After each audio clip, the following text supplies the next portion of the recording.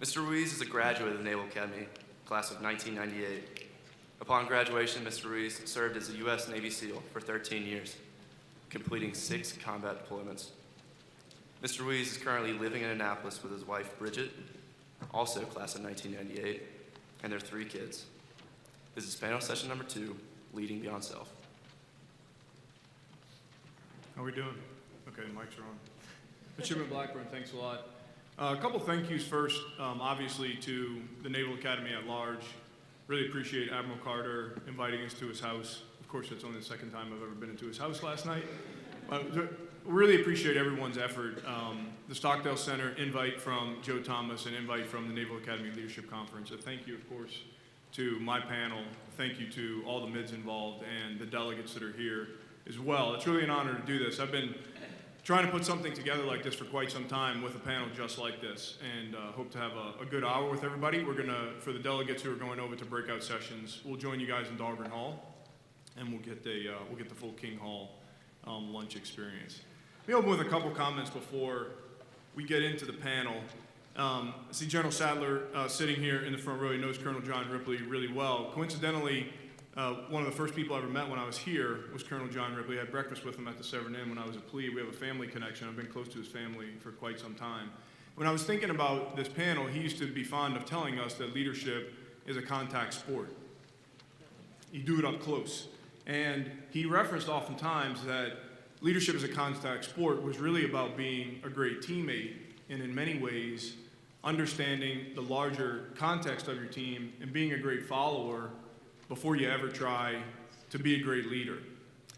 When I left here and went off into the SEAL teams and got out of the Navy in 2011 and worked in the business world and worked with a lot of different high-level professional and college athletes, I realized that there was a lot of language out in those environments in general about we train the leaders of tomorrow. Schools love to say it, college athletics teams love to say it, and very rarely do I hear an institution or anyone say we train the teammates of tomorrow first.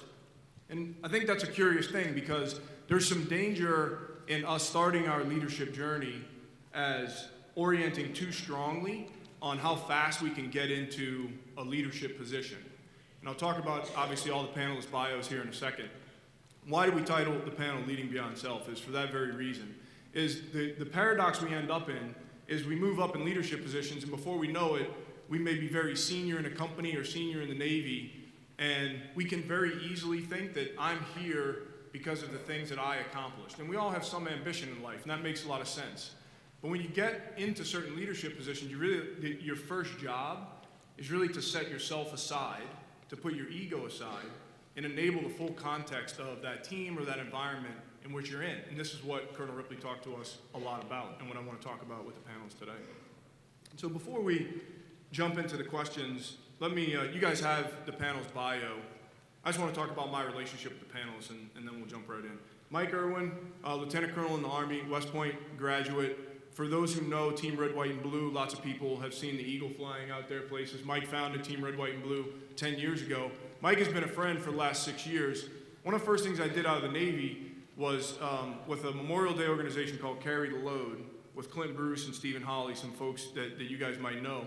We walked the flag 1,750 miles from the cemetery at West Point to Dallas, Texas in 2012 on foot over 30 days. And Mike and Team Red, White, and Blue were a huge part of that effort.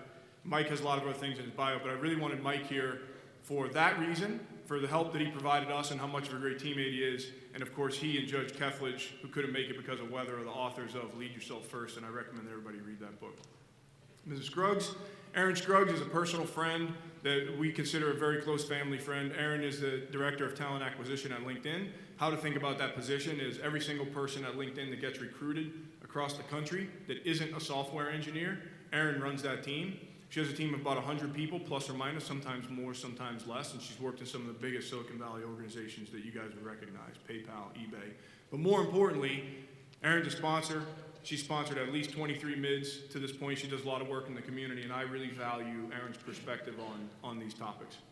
Ryan Holiday, you guys can read his bio. I got oriented to Ryan's work through Ego is the Enemy and a book that he wrote called The Daily Stoic, and really tried to get Ryan here because of my connections with the Stockdale Center and how important Admiral Stockdale's lessons to me in my life have been And so we finally were able to put this panel together. But Ryan's also written Ego is the Enemy. He's written The Obstacle is the Way. He's written a book called Conspiracy, a book called Trust Me, I'm Lying, and a book called Perennial Seller, which happens to be my favorite. And I really valued Ryan's perspective from Ego is the Enemy and what he did with the Daily Stoic on this panel.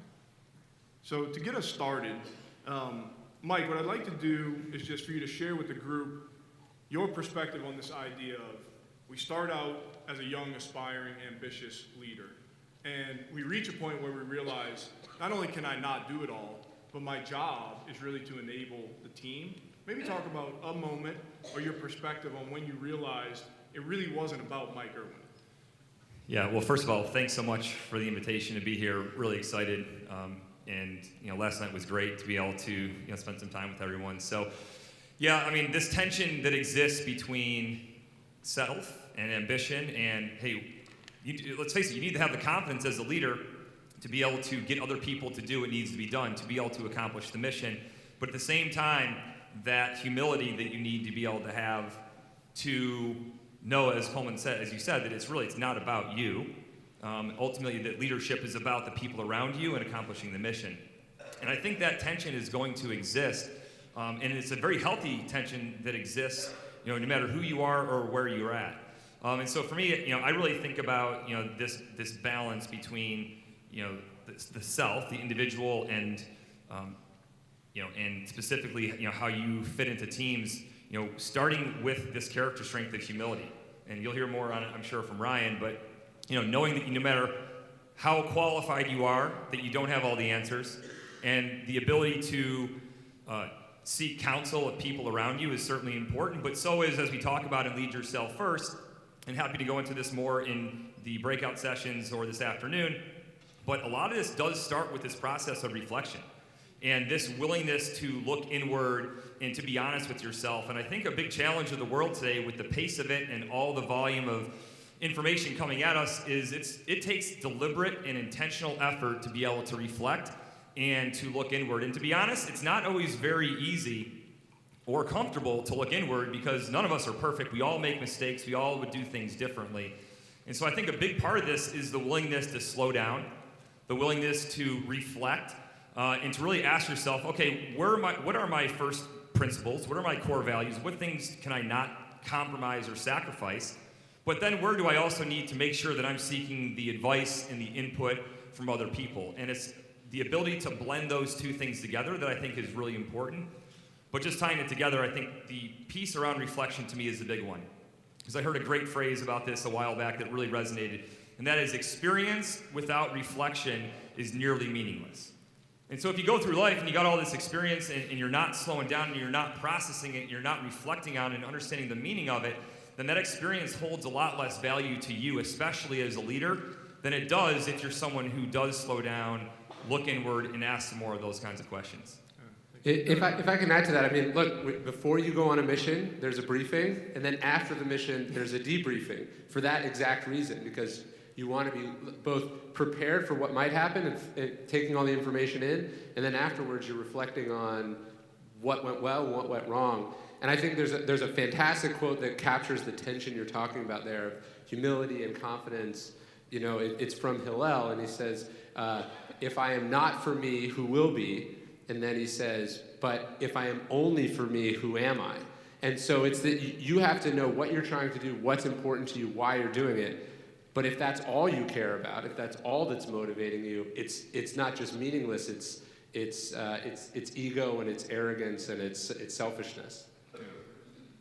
And I think when you talk about reflection, I was asked at a career summit when a bunch of us were sitting up, how do you balance? How do you get work-life balance? How do you do that kind of thing? And I said, I go to bed every night knowing that somebody's mad at me, and it's about reflecting on, should I care, and how should I change to make that person not mad at me tomorrow? I think that's a big thing with reflection, of just being aware that you are probably letting someone down, and then making sure that your priorities are in line. That's a great point, Erin. Right, so in Lead Yourself First, which of course you didn't write, but Mike and Ray discuss the power of that subjective, in quotes, subjective state of mind, isolated from external inputs, where we work through a problem on our own, which I agree is incredibly important. In Ego's the Enemy, you define ego a couple of ways. Two of those ways is our own importance or a conscious separation from others. I've always struggled with this because if I'm in that subjective state of mind where I'm free from external inputs and I'm making decisions on my own, I'm worried that I'm going to get caught in my own loop. So what do you make of that danger? Those two things, conflating those two ideas. Sure. So obviously there's this Freudian concept of ego, which I don't pretend to understand. There's this sort of psychological concept of ego and egotism. And then there's this sort of more colloquial ego, the sort of ego where we know it when we see it. Kanye West, that's ego, right? Donald Trump, that's ego. Now, I'm not saying these people aren't successful. I'm not saying they haven't managed to do a lot of things, but we see how ego is constantly, it's almost this this sort of force field around them that as an advantage, it's sort of shielding them from a lot of the consequences of their actions, but it's also often making whatever they're trying to do a lot harder. Yeah. And so one of the things I talk about in the book, and it's something I struggle with in my own life, I think a lot about, is this distinction between confidence and ego and humility. I think it's sort of a spectrum. Aristotle talked about this golden mean, right? He's like, there's bravery and there's rashness, there's courage and bravery and rashness, and there's this spectrum, and you want to be sort of right in the middle there. And I think it's the same with confidence. If you don't believe you can do something, you're going to have a lot of trouble doing it. Right. If just because you believe you can do something does not mean you can do it, right? And so confidence to me is this understanding of our strengths balanced out with real awareness of our weaknesses or even just what we don't know. And so that I think is the balance. So yes, you want to know what you're good at, you want to know what you're doing, you want to know why you're doing it, and you do want to sort of be internal facing and self-sufficient. That's important. You don't want to be going around basing everything you're doing whether someone says it's okay for you to do or whether someone says you're good enough. But at the same time, you don't want to get trapped in your own head, and you don't want to be in this position where you are living in your own reality. And so to me, confidence is like, I don't have faith in myself. I have evidence in myself that I can do things, right? Like when I sat down to write my first book, I didn't go, oh, of course I can write a book. Of course it will be a huge success. Of course it's going to be easy. That would be ego. What I sat down and said is like, look, I've worked on other book projects before. I started as a writer first as a research assistant. So I learned the process first. And then I knew that I was a hard worker. I knew that I didn't quit. I knew that I would ask a question. What I had confidence in little parts of the process that gave me evidence that if I put in the work and I put in the time and I followed the right steps, I would probably get close to that outcome. But so when someone is convinced they can do something and that it's going to go exactly their way, that's the person that I bet against. It's the person who has a track record, who has that sort of both humility and confidence that I go, this person's going to figure it out. And even if it turns out to be 100 times harder than they expected or than they could have reasonably anticipated, they're going to be okay. Yeah. And so that's the balance that I look at. That's a great point. And a great segue, Erin. I've always been curious about this, and especially for this group. So you read the paper, you see news, people know who LinkedIn is, PayPal, all these other companies. And we have these images of the types of leaders they are, or the people that are leading these companies, and we don't really know what they're like.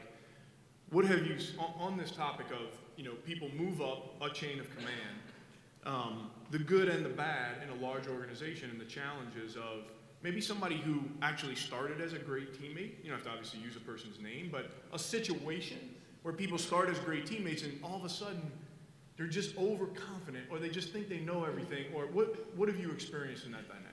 I probably will use names, so don't judge me.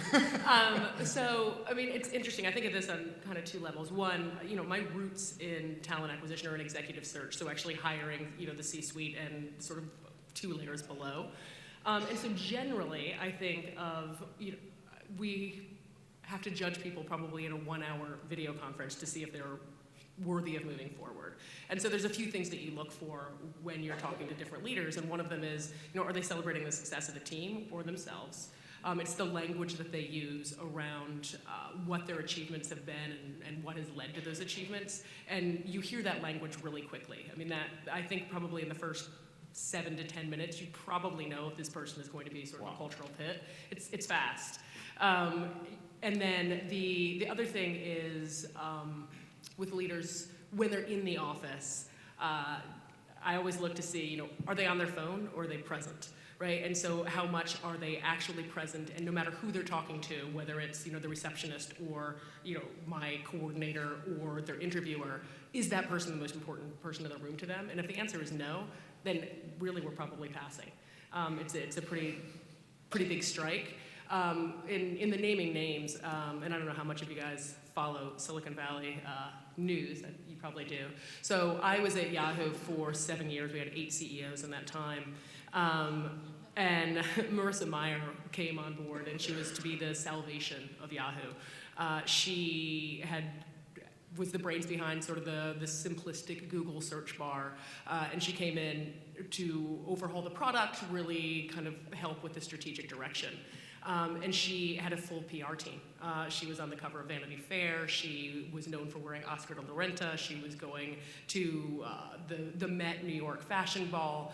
And she was superhuman in her ability to work, but she also was controlling of everything. She wanted to review every hire from, an individual contributor right out of college, up through the execs. She would sit on things. She wanted to control, she looked at 237 colors for the new logo of Yahoo, and thought that she knew everything and how to make every decision, from product to personnel to, to strategy.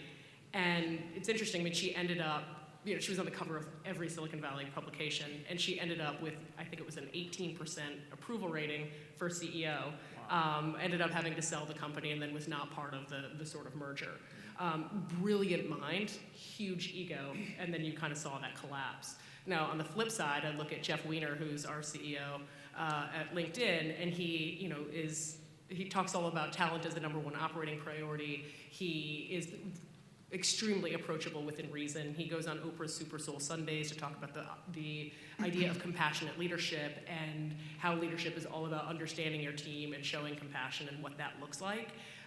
When you look at Glassdoor, which may or may not be a super relevant metric, but when you look at that, he has a 98% approval rating. He's in the top 10 every year for effective CEOs.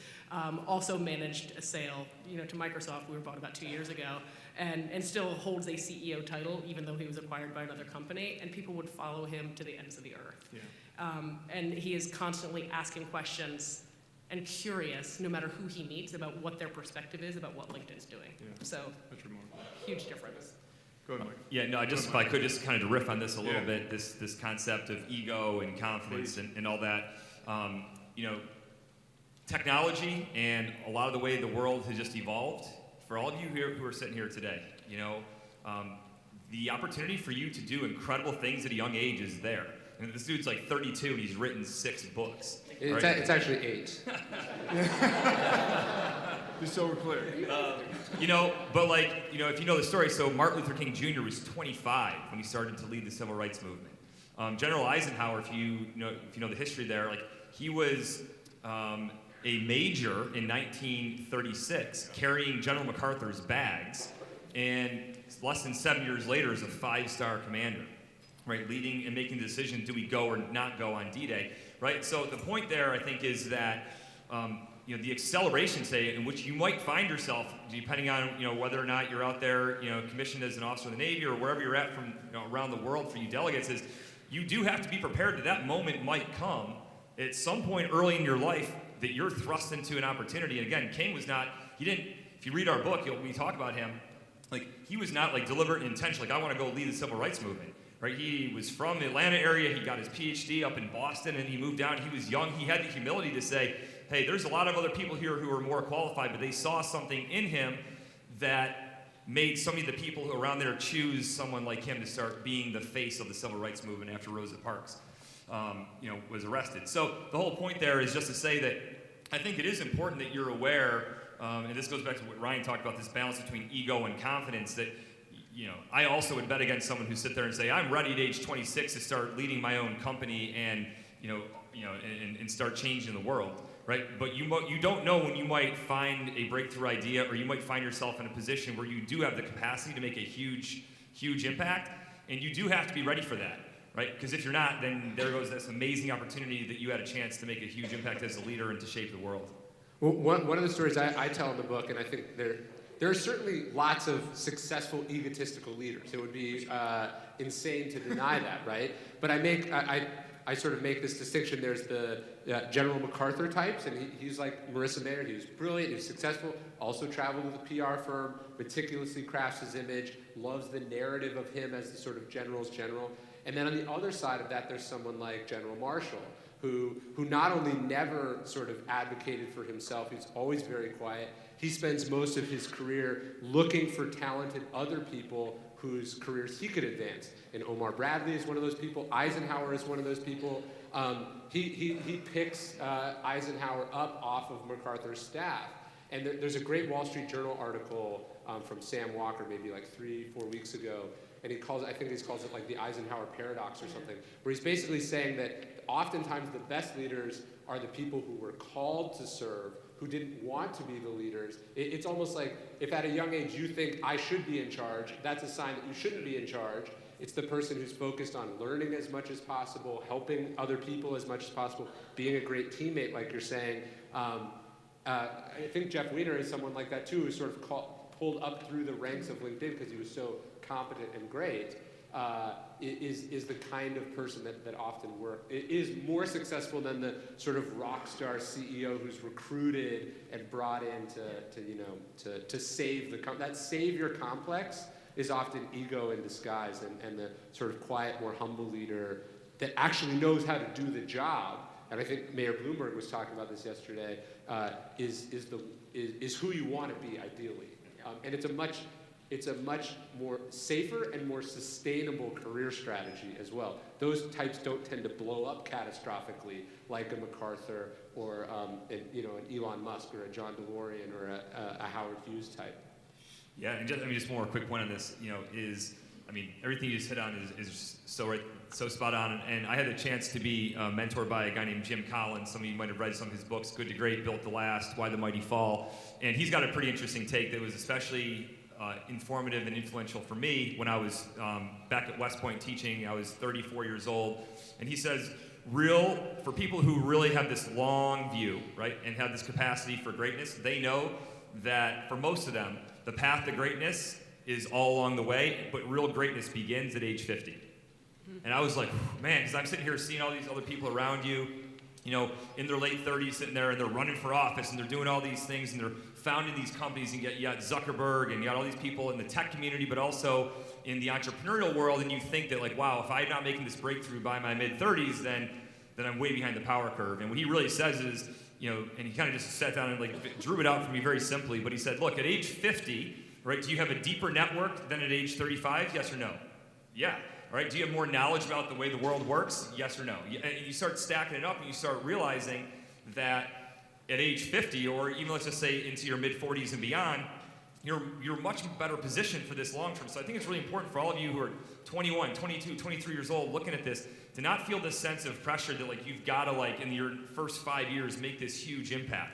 That sometimes you got to have that self-awareness to know, Coleman led this entire thing off with, how to be a great teammate. You got to learn how to get along with other people. You got to learn how to build relationships with people and amass this experience and this knowledge that will position you into your later 30s or into your 40s for that breakthrough moment that can really define your entire career. But that patience is really hard. And if you are in the sway of ego, it's very. If you and I think also with your book on the idea of solitude, if you can't be alone, if you can't take the long view, it's really hard to put in that time. Erin, And I would like to say, as the senior statesman, I'm closest to greatness Yes. of everybody out there. Yeah, Mike backed up 50 to 45 because he's approaching 45. That's the reason he just backed it up real quick. And we're gonna stay on some of these topics and obviously come back to a few others. But Erin, I want to shift to you because I've heard everybody mention, and it's something that we've all done some preparation on, something around patience, something around process, something around understanding the full context. And both authors, and I know you and I talked about it last week, Erin, both authors have written about in one way or the other, how the work and not ourselves and not this attachment to ambition the work should be our central effort. Charlie Munger has a great quote where he says, the most important job you have is the one sitting on your desk today. Charlie Munger is Warren Buffett's business partner, for those who may not know. That really affected me when I read that, because I realized that even any of us can get caught up in like the what's next, and the work today is the most important. What I want you to talk a little bit about is, how do you orient? How can we learn to orient around the work every day? Like, what's Erin Scruggs' central effort when you sit down tomorrow morning? What guides you through the, So, a couple things. One, I mean, in terms of central effort, I think, and we just had a little conversation about this before we started, but I think, to me, what I see as my job is to evangelize the work of the people that are on my team and make sure that they are recognized and rewarded for great work. And then I think it's to simplify their jobs. How do I look at what's in front of them, and how do I make it easier for them to have great performance? So I think that's a big piece. And then I always have a story for everything. Great. But, so one story. So when I kind of moved up through the ranks at Yahoo, that's when I kind of hit my stride and kept getting promoted year over year. And then was promoted to director, which in Silicon Valley is like the holy grail. And it was promoted to director and was feeling very pleased with myself, and then was recruited to eBay, PayPal. They were a combined entity at the time. And I knew everyone. When I got promoted at Yahoo, I knew everyone on my team. They were my peers. I was leading my peers. I was leading my friends. It was great. I mean, we all knew each other. We all liked each other. We all trusted each other. And then I went into eBay with a bit of an ego, and pretty sure that I knew exactly what I was doing. And from the East Coast, was managing a team of 70 people out in Silicon Valley. I was there every other week, and I failed. I mean, I did not, if I'm talking about mistakes in my career, I think my ego led me to manage up to try to understand the clients, like the vice presidents and whatnot, and to have them like me, but my team didn't like me very much. And so, and I'm friendly with them, but I think, when I think of that, I think I let that team down. So when I came to LinkedIn, I was interviewing for an individual contributor role, not a leadership role, and they were like, you're overqualified. I said, I have to come in and do the work before I can lead. And so I took a major step back coming into LinkedIn, started as an executive recruiter, working with our sales organization, spent about 1.5 years there, took on like a baby leadership job, and then kind of worked my way back up through the ranks, and then had kind of immense credibility because the work that was on my desk was the work that I was doing every day. I've recently moved into the job that I'm in now, mid to late last year, and I wasn't going for it. It wasn't even on my radar. It was just the person moved out of that role, and I was like, I don't want to report to anyone else, so I think I'm going to raise my hand. And so I raised my hand, but there literally was zero ambition there, and I think that is a huge part of being successful, is not having your eye on what's next, because that is transparent to people. Yeah. When you are looking at what's next, they know that that's what you're doing, and you have that reputation for being super ambitious, and I don't see that as a complimentary adjective. And real quick on that, I mean, just the irony of that is when you're looking for what's next and you're looking there, is that people, not only do they see that, but it's when you actually pour into the people around you that they work harder for you, and that what's next takes care of itself. And so often people get wrapped up in this, thinking, and again, for all you in the military, this is especially tough, right? Because at least in the Army, you talk about the I Love Me books, and that you're responsible for trying to manage your career. And if you want to command a ship or you want to command a battalion, you got to start thinking at age 22 when you're a lieutenant about, do I want a light assignment or a heavy assignment? And there's all these decisions you have to make in the short term. And so you get that kind of mindset of thinking down the road, and it does become very easy to fall into the trap of thinking too much about all the things that you need to do where you're not focused on your job in that moment. And I'm sure it's in the corporate world as well, but I certainly felt it in the military as well. And you want to be strategic over the long term, but in the individual things that you're doing. It's like in golf, when you jerk your head up to look at where the ball's going, you're messing up your swing.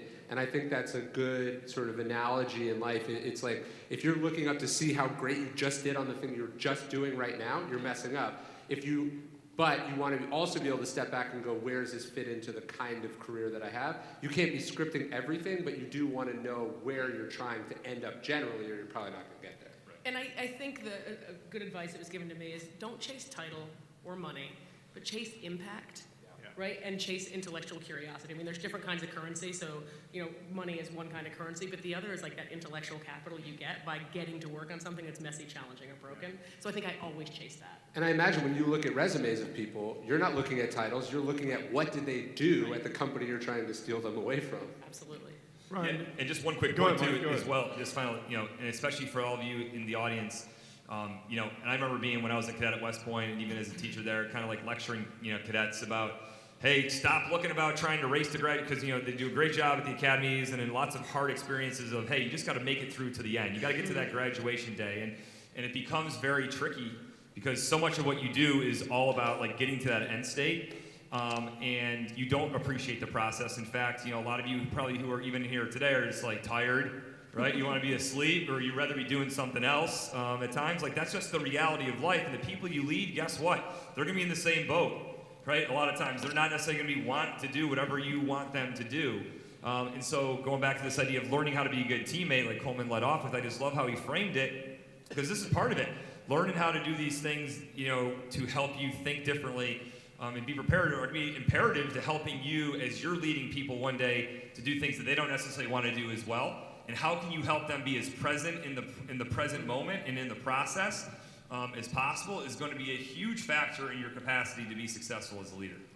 I had a flashback last night in the Forstall lecture, so this next question is like heavily for the midshipmen, but the delegates as well. And my flashback last night was, and now thinking about, graduating 20 years ago, how compelling of a path you're on.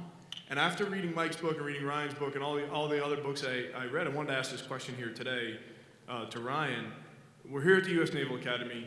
We have a West Point grad on the panel as well. I've spent my entire life in some sort of athletics, wrestling here and special operations, which is heavily athletic. And Ryan's books, and Mike's books, and lots of others, they refer to sports figures and military experiences all the time to illuminate ideas. And from a person who never served in the military, I wanted Ryan to talk about, from his perspective as an author, why is your path as an aspiring young leader, what's so compelling about that, Ryan? Well, I think we should probably split the categories. I think sports are popular stories because it's one of the few shared cultural things we have left, right? Like Thursday night football is seen, even a mediocre game has better ratings than, like the top television show. It's like culture is so fractured, but sports are sort of the one thing we share. It's all these people in the same stadium watching the same, so I think sports are just call to mind some unity that we're missing as a society. But I think the reason what you guys do is so compelling, why business is filled with war metaphors and military metaphors, is that the stakes of what you guys are doing are so much higher than, and they make everything else that we do just feel so trivial. And I think you guys should take pride in that and appreciate it, and it should help you feel good about all the sacrifices that are going into it. I mean, it really does matter. It really does have impact for real people in a way that even the best tech company or the best book is not going to have. And so I think it's compelling because it's real, because the stakes are high. You were talking last night about, like, yeah, sure, I could tell some story about, LinkedIn transitioning from one business to another. It's sort of interesting, high stakes. It's just totally different than, Eisenhower deciding whether he's going to pull the trigger on D-Day or not. It's just so much, the stakes are so much higher. The story of Stockdale, getting shot down from that plane and going into a prison camp, and that is real leadership, and that's real sacrifice, and that's a real human trial that sort of belongs to the ages in a way that so much of what the rest of us do is just sort of trivial and ephemeral in comparison. Yeah, and the only thing I would just add on to that as well is that also so much of conflict and war and what militaries do has shaped the just the whole picture of the world today, right? Has been shaped by so much of it, and so because of what has happened there, not only are the stakes so high with potential, of loss of life or massive, catastrophes, but also you've got the fact that it's shaped the way societies function, it's shaped the way the world interacts in so many ways, the way we do trade, the way we do so much has been directly influenced by, especially from the 20th century with World War I, World War II, and on. And what you guys do is so timeless. Like, you guys are sitting here wearing uniforms that are not that dissimilar to many generations before. The training that you go in this school is not that different than what the Spartans went through, right? It's at the fundamental level. I think we can feel like we are in the modern world, but so much of what we do is just this sort of timeless tradition. It's the same. The Stoics talk about how it's the same thing happening over and over. At the end of the day, we're all people. War is not that different. Life is not that different. And I think the values and the virtues that you guys hold up align very precisely with this sort of warrior class that has existed for as long as society has existed. Took Ryan and Mike this morning on a run on the E-course just to try to, get the little Spartan attitude going. But thanks. It's a very interesting topic to me, Ryan. Well, and I was just, I have a management team, and each of them leads a subsection of our macro team. And I talk a lot about, the obligation to lead, right? It is, yes, you got promoted, and yes, you're getting recognition because you've done great work, but you actually have an obligation because you have people counting on you and looking to you to make things better.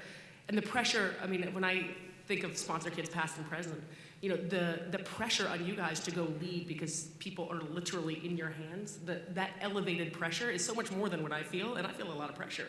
And so I do think it's what you guys do is unique and admirable, but then the obligation that you have to do it right is so much stronger than any leader in Silicon Valley. So Erin, I want you to stay on kind of on this, but a slight pivot to this idea of moral courage that we all talk a lot about, and you see it in different areas of your life. Not just hiring a person, but at Yahoo, eBay, LinkedIn, all these other places, how have you dealt with moments where, or what goes through your mind in those moments where you have 130 people working for you, something just doesn't seem quite right, and it's one of those, and it in your gut, it's not the core of your integrity. You just don't like the feel of it. And the team needs a moral courage-esque decision from you. What's your process? Are you thinking about it all the time? Mm-hmm. Does it hit you like a brick when it comes? How does that feel? It's usually like 4 a.m. Yeah. I have a story for everything. So, a story there, I think there was somebody on the team that was struggling pretty, just not effective at their role. And we do talk about the idea of compassionate leadership all the time. And I called a mentor of mine and said, kind of laid out the situation of what was happening and how it was impacting the rest of the team. And he looked at me, and this has always stuck with me, of compassionate leadership isn't always letting somebody continue. It's actually more compassionate to get that person out of the role because they know they're failing too. And so I think the moral courage sometimes to do what feels really uncomfortable and feels very contrary to compassion, right, is actually compassionate to the rest of the team and compassionate to that person. And I think it's a matter of looking at the good of the many versus the good of one. I think that's really, really important, and that takes moral courage because nobody likes to performance manage somebody out, and nobody likes to fire. And I think there's also this myth that doing the right thing is always rewarded and always appreciated. Theranos, the blood testing company that turned out to be a massive fraud. There was a guy about my age, about the age of some of the people in the room, who saw the fraud, saw what's going on, his grandfather's on the board of directors, he goes to his grandfather, he goes to the CEO, he ends up getting fired. His family has to mortgage their house to pay off the lawyers to fight this thing that ultimately he's vindicated on, but there was a long dark tunnel where that didn't look like it was going to happen. And one of the maxims I try to live my life by, it's a quote from Nassim Taleb, who's this great writer. Everyone should read his stuff. He says, "If you see fraud and you do not call fraud, you are a fraud." Mm-hmm. And basically what he means is like you have to. It's not just, hey, I got to fire someone because they're not doing a good job. It's also I see something that's going wrong. I have to be the one that speaks up. Even if that means my career is going to take a massive hit, or even if people are going to shoot the messenger, right? You've got to be willing to do that, and that's what leadership really is. Even if you're not leading anyone, even if they go in the other direction, you have to lead yourself first. You have to do the right thing because it's the right thing, period. Yeah. I totally agree with that. And just 2 quick points on this. I'm going to channel my Judge Kethledge, who, again, was at the airport till like 1 a.m. last night trying to make it here. But he talks about, and we define in Lead Yourself First, that moral courage is the kind of courage you need, not when someone says you're wrong, but when they basically say you're a bad person, right? So it's the kind of courage you need that is often, if you make this decision, if you let this person go or whatever, someone's not going to just say, hey, that was a bad decision, but they're saying you're a bad person for doing that. And so in the book, we profile Martin Luther King Jr., Winston Churchill, and Pope John Paul II. 3 leaders from the 20th century who really, at various points, were either tried to be killed or were killed. And we talk about how they channeled and how they developed this moral courage. And so, without getting into too much of the details from the book, this is the primary argument that we make in the book. And there's a reason why we put the moral courage chapter last, is because we think that everything kind of builds to that. The clarity, the creativity, the emotional balance that you can achieve through solitude, through reflecting, through stepping back. And the reality is, look, for you guys, this is tough. The pace of the world, the speed at which things move, the social norms that you guys have, it's a very much an act of nonconformity. For those of you who are in college today, to sit there and say, hey, like I'm gonna leave my phone in my room and I'm gonna go out and I'm gonna spend time with people for a couple hours. Like everyone's on their phone, that's just the social norm. Just 8-10 years ago, that was not the social norm. If you were talking to someone and someone pulled their phone out to like look at a message when you were talking to them, that was more or less a sign of disrespect. Today, like people don't even think twice of it. So my point there is that moral courage is fortified in solitude. You are going to really struggle to make that courageous, that hard ethical decision as a leader in the moment if you've not done the pre-work. If you've not done the reflection, if you have not reflected on your own values and said, this is what I'm going to tolerate or this is what I'm not going to tolerate as the leader of this company or of this unit or of this platoon or of this organization that I'm a part of. And so it's so important, I think, that on the front end that you invest that time and that energy, that literally neurological energy of thinking, no, this is the right decision. I need to go down this path. I need to take this stand. And that when you've done that, now when you find yourself in the moment, you can tap into, and what you say, like we say, it stiffens, your backbone to be able to make that hard, that morally courageous decision. But if you're not doing the work on the front end through reflection and through solitude, good luck. Right? And that's what I think with the big challenges for all of us today, but especially for people from, Gen Z, Gen Y, millennial generation, is like when there's so much coming at you, if you haven't done that work on the front end, it's really, really tough. And you talk about this in the book, but like Churchill was right in the early 1930s, and it cost him about 10 years in the so-called political wilderness of not just people going, hey, you're kind of wrong here, but like, you're insane, get out of here. And he does, he retreats into solitude, he carves out his own space, and he's willing to wait it out. He could have compromised those convictions and come back, but he doesn't, he stands, and ultimately we're all sitting here today because of that moral conviction. And so it's not easy, you gotta do it, but it's not easy, and you have to be willing to sacrifice. Sacrificing your life is obviously something you guys think about, but in some ways sacrificing your success or your ambition or your reputation can feel almost harder in a lot of ways because you're willingly giving it up, and that's what doing the right thing takes. And the other thing, advice that I have, Coleman and I did a class last year, and it really asked us to codify our values. I mean, explicitly state what do I value and what's important to me. And at the time, it was an assignment, and I completed it and got my gold star. But I can't tell you how many times I've gone back to visit that. Is this consistent with my values? When I was interviewing for the job I'm in now, I pulled that out and screen shared it with the person that's now my boss and said, look, these are the things I'm thinking about. I think this job is actually super consistent with my values. I encourage you guys to do that, to actually explicitly say what's important to me and what are my hard lines, because I think it'll help guide you in the future. I'll give you a follow-up here, Mike, but what's wild about that, and because of the setting that we're in, and this won't surprise General Sattler or anybody else who at least I know, is that some of my flashbacks to Forrestal last time was like, I know I did that exercise with Colonel Hagee at plebe year, who became Commandant of the Marine Corps.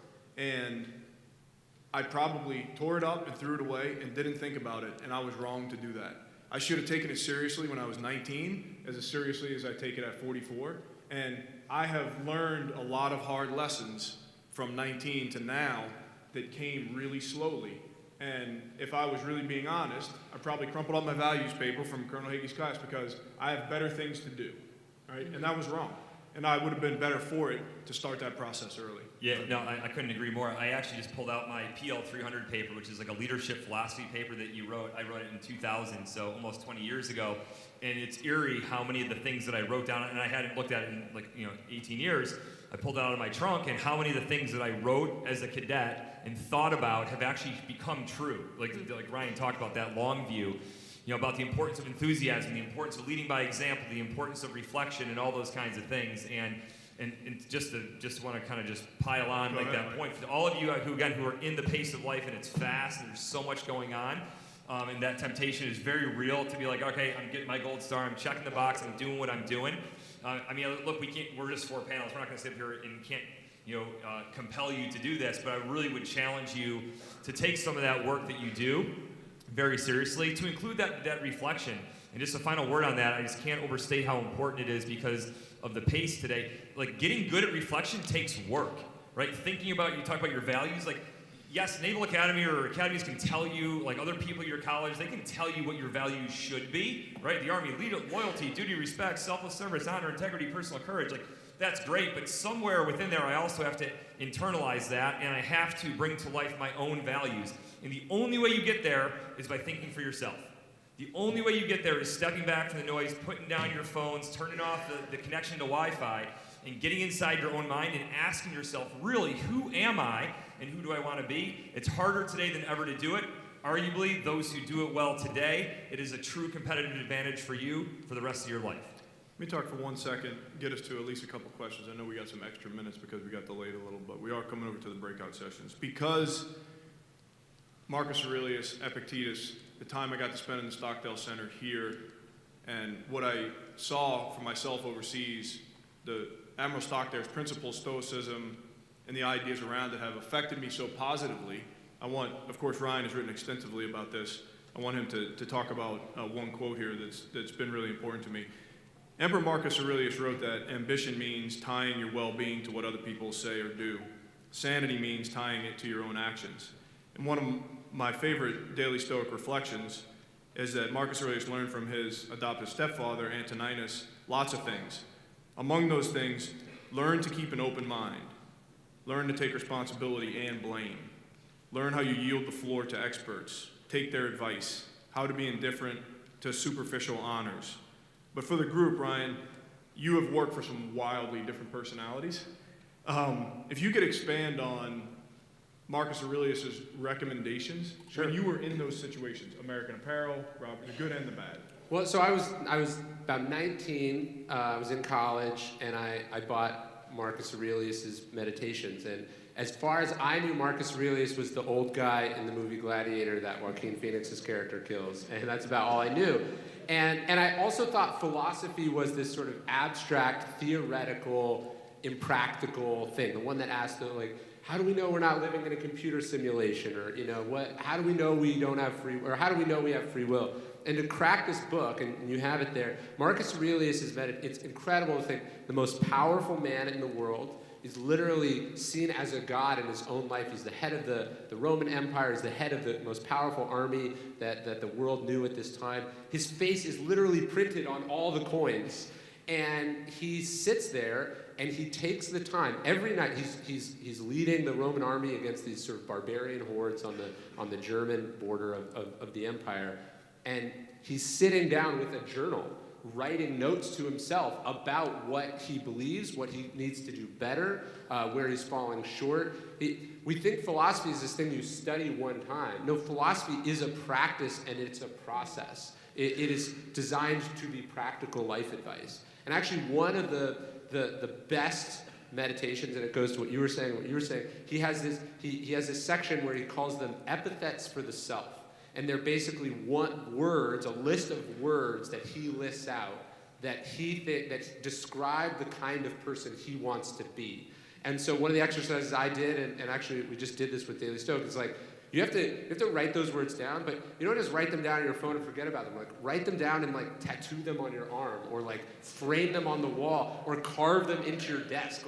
Have some physical manifestation of these ideas. and then be constantly checking yourself against them. And I think, to go to the quote you were saying, like, the big breakthrough in Stoicism is they basically go, look, most of what happens in the world is outside of your control. Other people is out of your control. The weather is out of your control. Whether your country goes to war or not is out of your control. But what you control is what you do in response to this, how you behave in response. So on the one hand, we are, as tiny, puny human beings, we are incredibly powerless.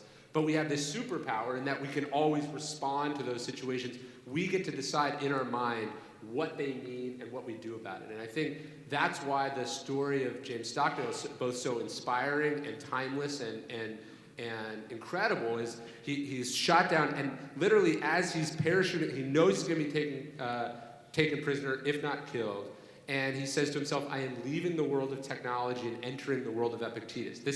He actually says this, he knows that this is going to be philosophy that he has to practice in the real world.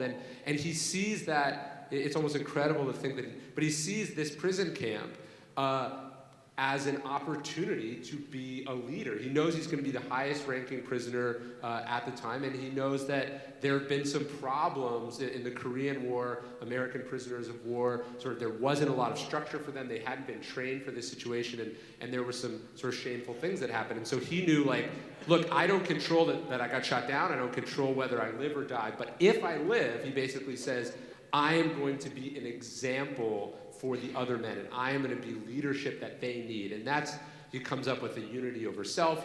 He basically tries to commit suicide when they want him to participate in a propaganda video. Basically, at every situation he's tested, something out of his control is inflicted on him, and he sees that as an opportunity to live by those principles that he'd sort of laid down for himself. And I think that's what Stoicism is about. Stoicism is not lowercase stoicism, I have no emotions, I'm a robot. It's no, I have really strong emotions, and I'm going to channel them into some productive end. I'm going to do the right thing. I'm going to take this trial or adversity, and I'm going to turn it into something. And I think my last point I'd want to make is that thankfully, and hopefully, most of us are not going to be tested the way that Admiral Stockdale was tested, or the way that other soldiers or even just ordinary people have been tested in their life, whether it's a car accident or growing up, in the inner city or whatever it is.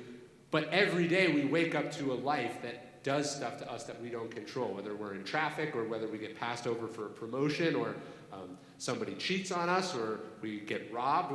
All things happen. And how you respond to that that's what determines what kind of person you are. Not what you think, not what you say, not who you want to be. It's what you do in response to those situations. And so to me, that's what Stoicism is about. And just a quick point on that, and you see it in the world today, with social media, with how fast things move, there are hundreds of opportunities per day that you have in terms of responding, even in a virtual world, and social media and on the internet, for how you choose to respond in that way that you just laid out. And we see there's a big challenge right now that so many people in the world, and especially our country, are facing on this front. And I'm really, I'm very confident in people in this room and people of your age that you're going to help us to get this right in the future. Because our nation needs leadership on this front. And I said this last night at Mission Barbecue, but I really feel that there is this sense coming, around stoicism, around solitude, around being present, and meditation and reflection. There's a movement afoot to make this a part of more people's lives today, because more people sense we need this. Mm-hmm.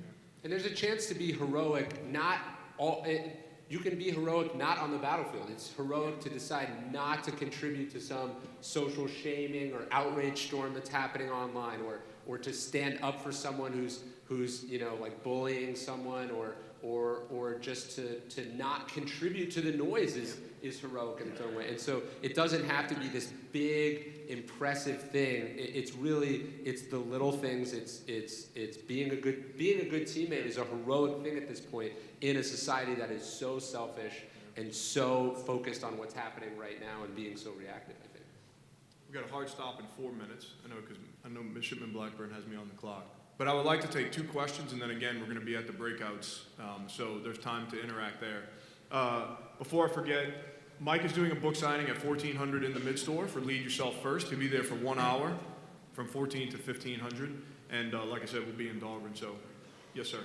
Hello all, thank you for coming. But Ryan, you are one of my mentors. Thank you. I've followed your career since American Apparel, your decision to write the book, to take a risk.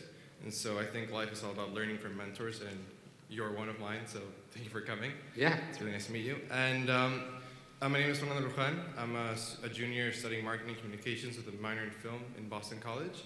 And I'm driven by a vision to help people unlock their minds so they can understand that they can really make their own reality.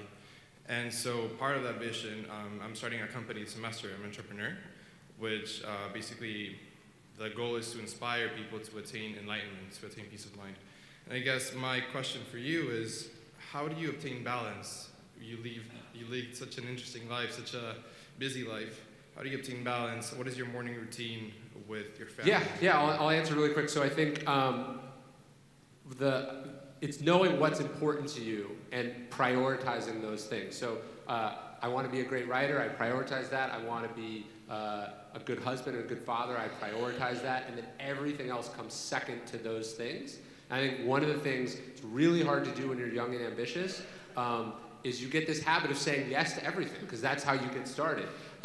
And then all of success later on, as every year you get older, your success is more dependent on what you say no to, and being okay, being unpopular for saying no to stuff. And I think that's a really, really hard thing to do, but you got to learn how to do it. And you'll do it wrong a bunch of times. Basically, you learn what to say no to because you say yes to it, and then you're miserable. And then you got to be able to step back and go, okay, I'm not going to do that anymore. Good morning. First class Cabina. So I understand that there's this kind of phenomenon that exists in the business and corporate world, and I imagine it exists in the military as well. But basically, a career terminates when someone is promoted to their level of incompetence. Basically, they could be a seller leader, seller performer, all the way up until they get to a position where they do not perform at that level and they stagnate, and that's where their leadership ends. Well, I think that we've kind of, I've learned some things about kind of how to avoid that, check ambition, the kind of humble leadership that we were talking about, humble, reluctant leader of Eisenhower. How do you recognize that stagnation coming as a leader from one of your subordinates? And once it does happen, how do you address it as a leader, as a peer, and as a subordinate to that person? So there's a woman named Carla Harris. She's the vice chairman of Morgan Stanley. Brilliant. YouTube her. She's great. But she talks a lot about kind of what you're talking about. So when you are first starting out in your career and you're looking to get promoted and paid and whatnot, there's two different kinds of currency. You've got a performance currency, and that's worth, let's say $1.50 a share. And that is what happens when you do your job plus maybe 20%, right? So you're kicking ass and you're doing a great job and you're getting recognized, paid, and promoted.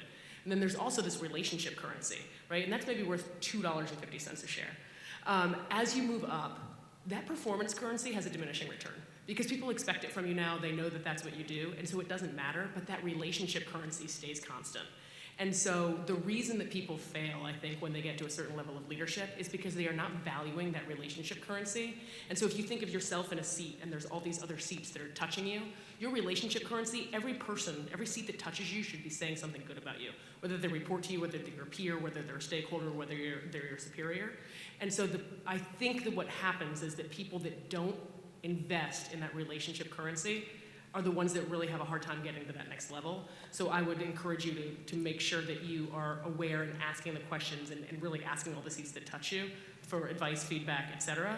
And then that helps you propel to the next level. And just jumping in real quick, that's actually the name of my next book that I'm working on, which is Leadership is a Relationship. Because at the end of the day, I cannot say that enough, that when we prioritize so much in the focus on getting things done and all that, it's really about people, right? Leadership is about people. People are complex, and so how you invest in and how you develop those relationships is far more important, I think, to how you navigate the complexity of the incompetencies that happen. And so relationships, and again, more relational complexity in the world today than ever. So it's harder than ever to be good at this relationship thing. And when I said when I said you have to be strategic, you also have to know where you want to end up. Like if you're talented and you realize that they're picking from a very limited pool. So people get promoted and they say yes to promotions or they say yes to opportunities that seem good on paper, but they have no business doing. And it's like, I see this with authors. It's like, I became an author because I'm good at writing. That's what I like doing. I have to actually be very disciplined to stay a writer because there's all these other adjacent opportunities that might feed my ego, they might feed my bank account, but they're actually taking me away from the core competency I've spent so much time developing. And by the way, they take me away from the life that I want. And when I said you find out you made a mistake, it's like, I remember a couple years ago, I'd taken this big consultant job, and I woke up and I realized, oh shit, it's 9, I gotta get to the office. And I said, why, wait, I didn't have to go to an office, and I accepted a job that makes me go to an office again. What the hell am I doing? It took a lot of work to detangle myself from that situation to get back to where I was competent and happy. And so don't think that moving up through the ranks is always a good thing and getting to the highest possible position is always a good thing. I'm not saying you should accept limitations about yourself, but you only get one life. It's way too short to do something that makes you miserable or is overwhelming or unenjoyable to you. Like, figure out where you want to end up, and then you've got to have a lot of discipline to not get distracted off that path just because there's money or recognition in taking on one of these adjacent opportunities. Erin, you have one. I mean, my favorite thing that has been said today, no offense to anyone else, but is learning what to say no to, right? Because sometimes you think, oh gosh, I should get to that next level. But sometimes the next level is the level of misery. I mean, it really is, and I've done that too, where I'm like, oh, that's 40% increase in pay, I'm gonna do it, and then you hate it. So just be careful that you're being as selective as other people are being about you. Stockdale Center, thank you. Naval Academy Leadership Conference staff, appreciate that you had us here. Midshipman Blackburn, thank you for the help. Joe Thomas, thank you. Admiral Carter, thanks for having us here. TJ, it's great to see you, and we'll see you guys at the breakouts. Thanks a lot.